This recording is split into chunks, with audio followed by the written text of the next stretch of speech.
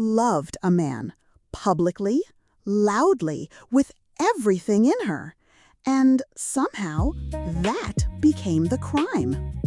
Today, I want to talk about Peggy Ovire and Fredrick Leonard.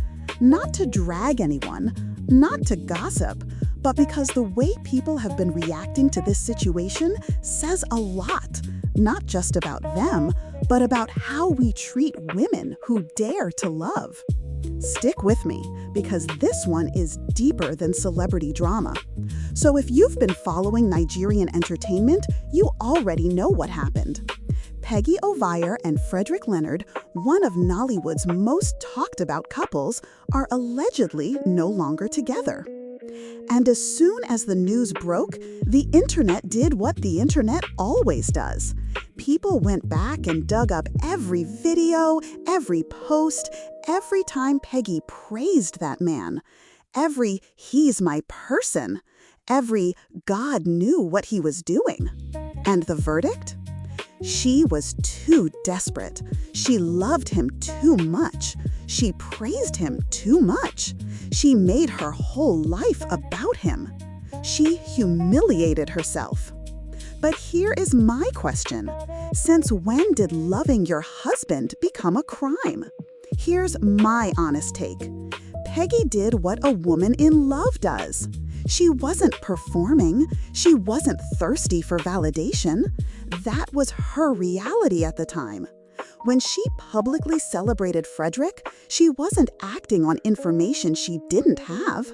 She was acting on the reality she knew, the man she saw, the love she felt, the marriage she believed in.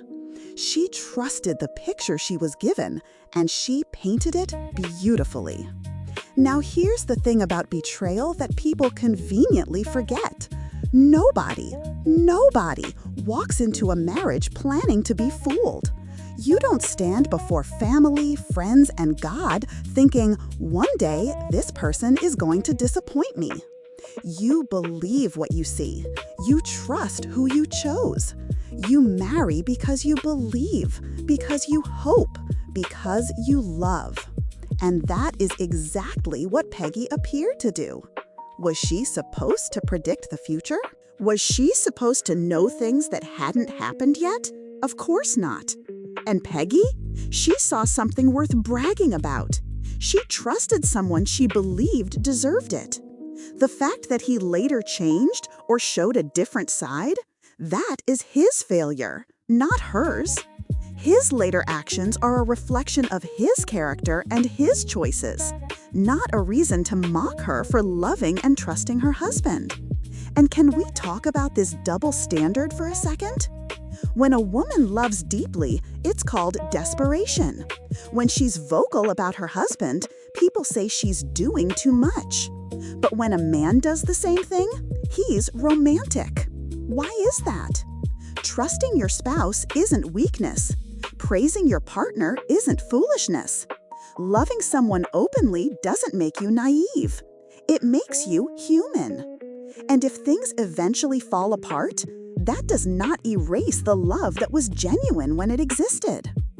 There's a particular kind of love, reckless, unguarded, full of faith. Peggy loved like that. Some people will laugh at that. I think it's actually beautiful and honestly rare. The same people mocking her today would probably have done the exact same thing if they believed they had found the right person. Because that is what love does. Love makes you trust. Love makes you vulnerable. Love makes you believe. I'm not even a fan of either of them. That's not what this is about. But I am a human being, and I have grace for people who trusted the wrong person. She was not naive. She was not foolish. She was not desperate. She was a woman who believed in her marriage, and she was betrayed. What many people don't understand is that betrayal is easy to judge when you're watching from the outside. It's different when you're the one living it. The shame here belongs to whoever broke those vows, not to the one who kept them. Let her grieve. Let her rebuild. Don't turn her pain into a punchline. Because the same grace you refuse her today, you might need it yourself tomorrow. Nobody prays for heartbreak. Nobody prays for betrayal. Nobody walks into a marriage hoping it will become a painful lesson. Nobody plans to be in that accident, but nobody in it prayed to be there either. And before you laugh at someone else's story, just remember that. So what do we actually take away from all of this? There is a lesson here, just not the one the internet is teaching. The lesson is not that women should stop loving. The lesson is not that women should become cold, suspicious, or emotionally unavailable. The lesson actually is, love should never require you to abandon yourself. Let love be given freely. Let trust be earned. Let reciprocity be natural. But if a relationship fails, that doesn't automatically mean the person who loved more was the problem. Sometimes the only mistake they made was loving the wrong person. And honestly, that can happen to anyone. You can marry early and marry wrong. You can marry late and still marry wrong. You can be smart and still get hurt. You can be experienced and still be betrayed. That's life. That's love. And let's stop shaming failed marriages, full stop. Because here's something worth thinking about.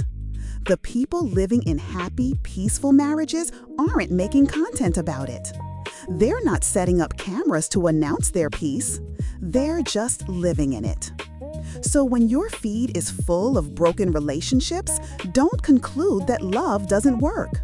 You're just not seeing what's working, because those people are too busy being happy to post about it.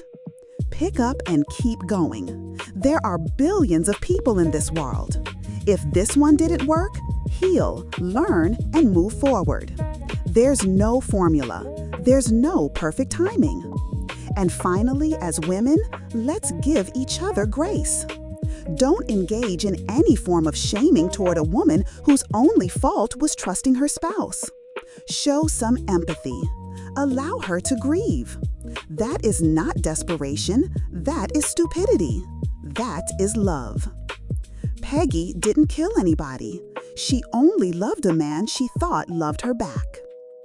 She loved a man. She believed in her marriage. She trusted her spouse, which is supposed to be a good thing. And she was let down. The shame belongs to whoever betrayed that love, not to the one who gave it. May we never find ourselves being punished for loving sincerely. And may we never become the kind of people who mock others for believing in love. She's out of it now. That takes courage, too. I'm rooting for her. Sometimes love means holding on. Sometimes it means letting go. Both require courage. The right love brings peace, not constant pain. Choose what helps you grow. Walking away from what hurts is not failure. It's choosing yourself. Love should never cost you your self-worth. It takes strength to leave what no longer serves your heart. The bravest act in love is believing you deserve better. Not every love story is meant to last, but every one can teach you something valuable. Choose the love that feels like home, not the love that feels like a battle. If this resonated with you, drop a comment below. I'd love to know your thoughts.